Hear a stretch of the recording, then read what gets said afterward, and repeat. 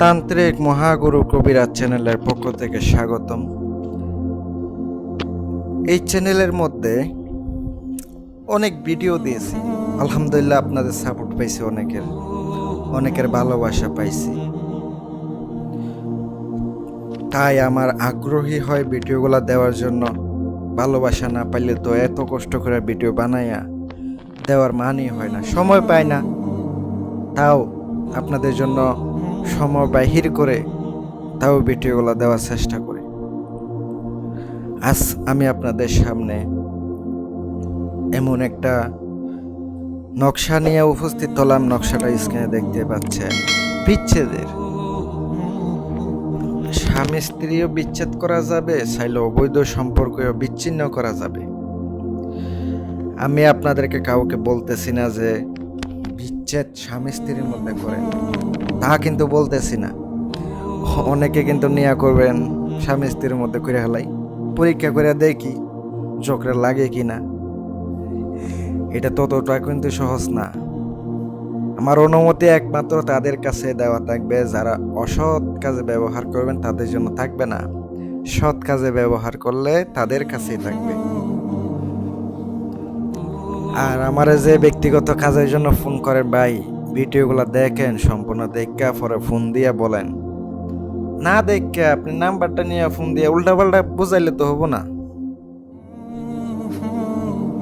যদি মনে হয় আমার ভিডিও দেখা যে আপনি কাজ করবেন, আগে ভিডিও দেখেন, দেখে বুঝা কাজ করেন। আর যদি কাজের খরচ দিতে পারেন আমার সাথে যোগাযোগ করেন, আমি কিন্তু খরচ নিয়ে থাকি। অন্য কারোর মতো বলি না কাজের পরে টাকা, এই বললে আবার ভিডিওতে আইন না, এগুলো আমি পছন্দ করি না।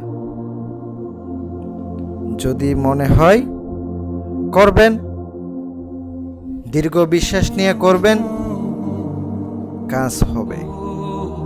আর বিশ্বাস যদি না হয়, করার কিছু নাই, কাজ হইব না।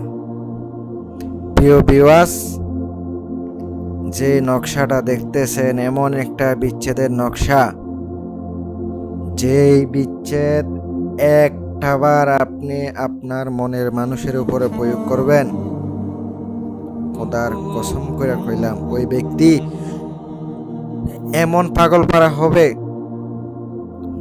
বিচ্ছেদ করার জন্য। আবার মনে করেন না বশীকরণ না, বিচ্ছেদ। অনেকে আছে, অনেক মেয়ে খারাপ হয়, নতুন নতুন সম্পর্ক করে না বুঝা, তখন কিন্তু তাকে ছাড়ানো কঠিন হয়। অবৈধ সম্পর্ক বা স্বামী স্ত্রী বিচ্ছেদ করার প্রয়োজন হয়। ওই অবস্থায় আমার দেওয়া আজকের এই বিদ্যা করেন। আমি আপনাদেরকে গ্যারান্টি দিয়া কইলাম, কাজ করবেন, বন্দুকের গুলির মতো কাজ করব। শতভাগ গ্যারান্টি দিয়া বলতে পারি কাজ করব, কিন্তু অন্তরে দীর্ঘ বিশ্বাস নিয়ে কাজ করতে হবে। আপনার ওস্তাদ থাকতে হবে, এই কাজে পারদর্শী হতে হবে। এগুলা যদি আপনি না বুঝে, না শুনে, আসন নাই, কিছুই নাই, করতে যাবেন, কোনো কাজে আসবে না। তাই আসন ছাড়া কাজ করতে যাইবেন না। এগুলা না বুঝা কবিরাজ না হইয়া কাজ করতে যাবেন না। আগুনে হাত দিলে আগুনে পুড়বেনি, মনে রাখবেন। তাবিজটার নিয়ম কইয়া দিই, মনোযোগ সহকারে শোনেন। বিচ্ছেদের জন্য যদি মেয়ের প্রতি বিচ্ছেদ করাইতে চান, মেয়ের মার নাম, ছেলের প্রতি বিচ্ছেদ করতে ছেলের বাবার নাম দরকার হবেই। আর আমার মাধ্যমে করাইলে শুধু ছবি নাম দিলেই চলবে, আর কিছুই লাগবে না। আর যখন এই নকশা আপনি কিভাবে লিখবেন, কিছু সামগ্রীর কথা কইয়া দিই। একটা জায়নামাজ বিছাবেন, দুই পাশে তিনটা আগরবাতি জ্বালাবেন, রুমের মধ্যে খুশবু লাগাবেন। পরবর্তীতে আপনি গোলাপ জল কিনে নিয়ে আসবেন একদমে, ওই গোলাপ জল ছড়ায় ছিটাই দিবেন। পবিত্র হয়ে গেলে আসন, ছোটখাটো আসন করবেন। আর যদি আপনার আসন থাকে তো এত কিছু করতে হবে না। প্রথমে একটা রাজা হাঁস নিয়ে আসবেন। রাজা হাঁস দাম পড়বে 2 থেকে 2.5 পড়বো, বড় দেখা। একদমে আনবেন, কোনো দামাদামি করতে যাবেন না। জবাই করবেন, রক্ত যে আছে ওইটা নেবেন, নেওয়ার পর ওইটা দিয়ে লিখবেন। ওই রক্ত দিয়ে আপনি মাত্র 3টা নকশা আঁকাবেন, আর ওই হাঁস যে বাকিটা ওইটা রাইখা দিবেন। আবার খাইবেন না, অনেকে খেয়ে ফেলবেন, খাবেন না, ওটা ওইভাবে রাইখা দিবেন। লিখা শেষ। ওইটার একটা আপনি ডান পায়ের একটা নখ নেবেন আর বাম পায়ের একটা নখ নেবেন, কেটে নেবেন। কেটে আপনি রেখে দিবেন। নকশা লিখার পরে শুকায় নেবেন, নামগুলা লিখে নেবেন। আগরবাতি যে জ্বলতেছে একটা ধোঁয়া উঠতেছে, ওই ধোঁয়াটা আপনি ওই নকশার মধ্যে সুন্দর করে হালকা দিয়া নেবেন। আপনি নকশাগুলো মোড়াবেন, মোড়াইয়া ভালো মাদুলি দেখে বরবেন। আর আপনি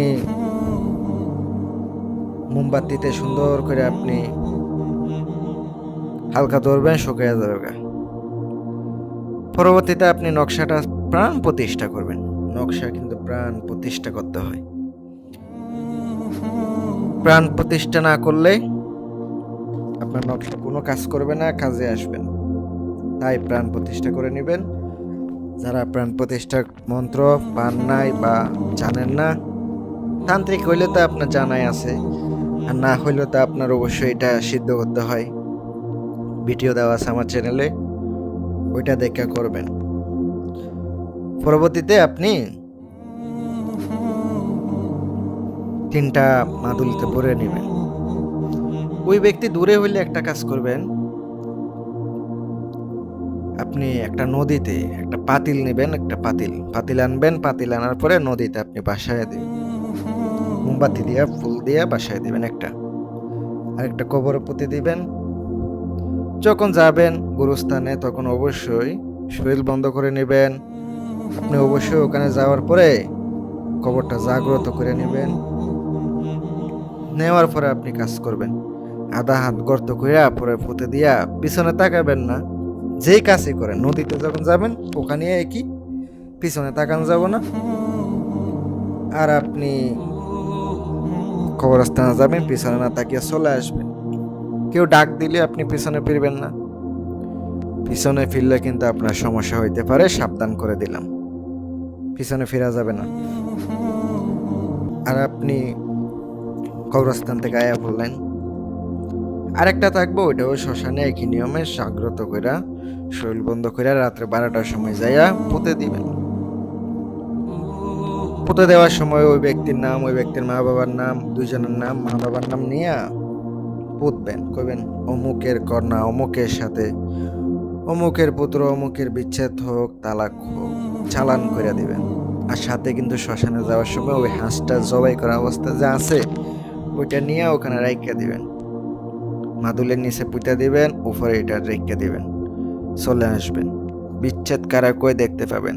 মনের মানুষ হোক, ভালোবাসার মানুষ হোক, কঠিন প্রেম হোক, নিমিষে শেষ হবে। উদ্দেশ্য খারাপ কাজে ব্যবহার করেন না। ভালো লাগলে ফোন দিয়েন, যোগাযোগ করেন। আল্লাহ হাফেজ।